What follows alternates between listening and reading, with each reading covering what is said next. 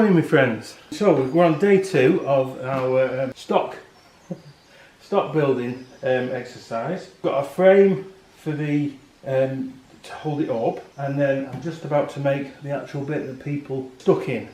So what I'll do is I'll pick up the camera and show you what I'm up to. So there is what we made yesterday. So we've got a really sturdy base that's braced, a nice ancient looking post. All this is going to be distressed wood, so it'll look old and ancient and like it's been there forever. And then I've cut all these, so if I separate them like that, you can see that's going to be the bottom, and then there'll be a hole for the head there and the hands, and then there'll be a hinge, and that'll be the top that clamps down and keeps everything together. Okay, we'll carry on.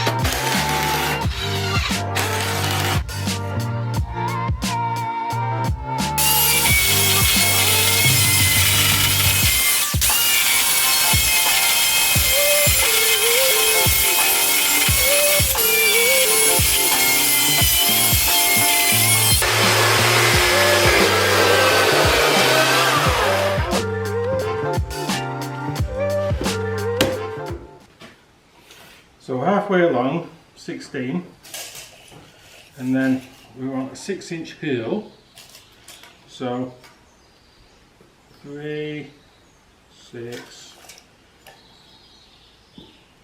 and then we want to measure that way,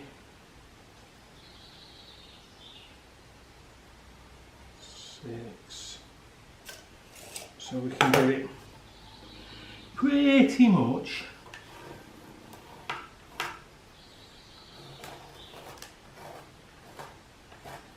So I'm thinking a nice amount in is 2 inches there, 2 inches there, and 3 1/4, which is there.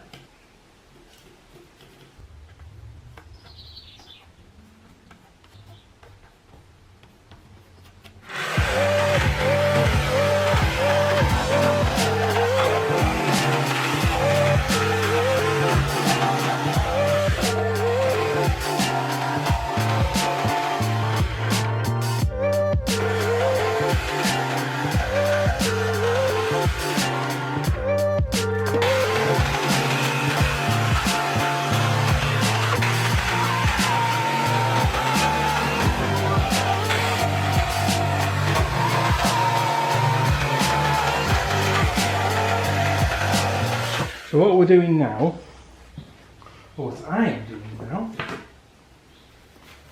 is going to distress this timber, basically take off any perfect edges. I want it to look rough.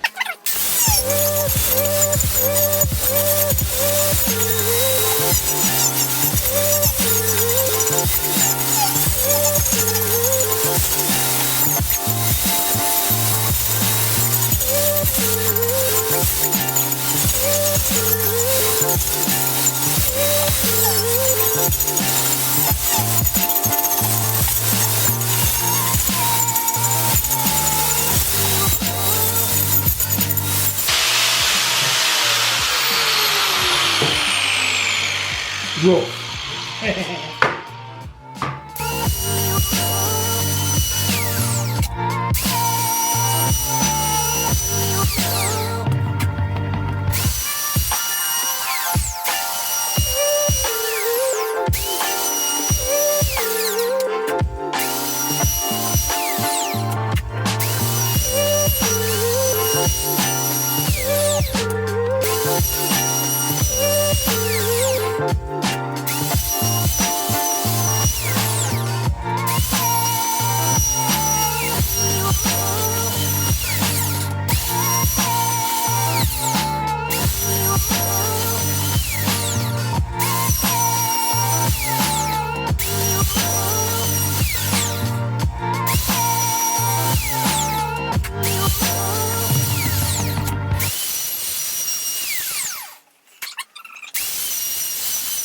Hello my friends. Well, I suppose this is part 2.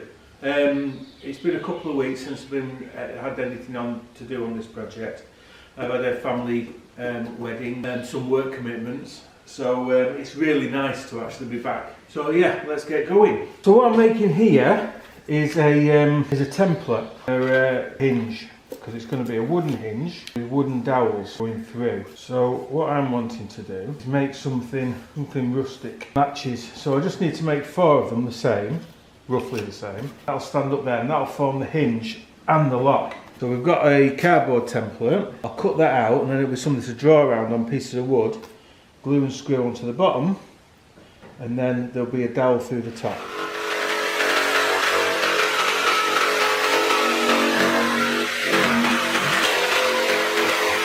Okay, so now we have 4 kidney shaped pieces of wood and they'll form the hinge and the lock for the stocks. So plenty of polyurethane glue on all surfaces, and then we've got a mark to indicate roughly halfway. Clamp it lightly, rearrange positions. So while that glue's drying, we're going to start the finishing the wood on here. So what we use, so I'm looking for a really ancient feel, ancient look to this timber, like it's been 1,000 years old. So we've got a wire brush on an angle grinder. These are like these pads are designed for steel, to take paint off metal, rust off metal, but they work really well on wood, very aggressive, and get quite a smooth finish. So I want to use a combination of this with a smooth finish and the wire brush to pull out the bits of grain to make it look ancient. So as I go along you'll see what I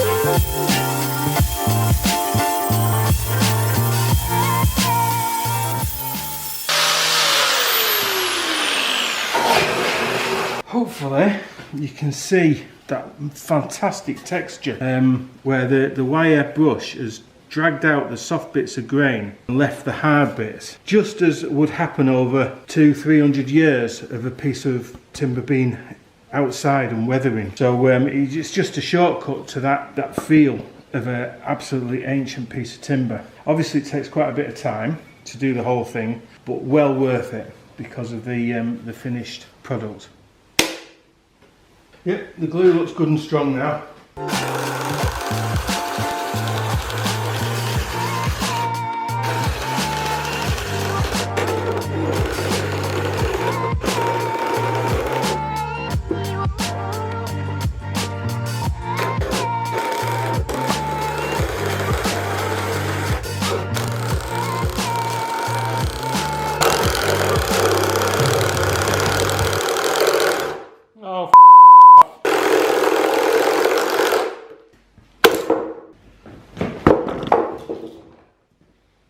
Okay, so I've fixed that one there and we put the dowel through as a hinge. And then on this side I've got a steel pin as the locking mechanism. So what I'm going to do is bend the steel pin at 90 degrees later. If I take this out, that hinges quite nicely on there. Now I've smoothed it all off, the first coat I want to put on is the water-based wood stain, dark wood stain. So my plan is dark wood stain first, then the black bitumastic. When it's all dry, well, wood stain, dry it, then the black bitumastic, dry it, and then sand off a lot of the black bitumastic so you've got that worn effect on the wood.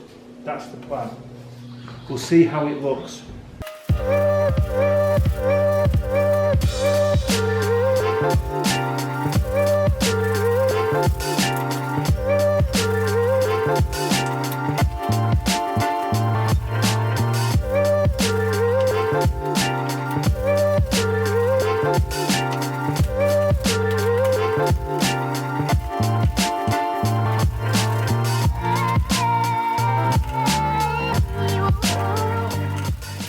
So here we have the first coat of stain. I'll just leave it overnight to dry now, but it does look quite different when it's all the same dark colour. Made quite a difference to its look. So the next coat will be black bitumastic. When that's gone hard and dry, then I'll sand it off in strategic places so it looks just worn ancient wood.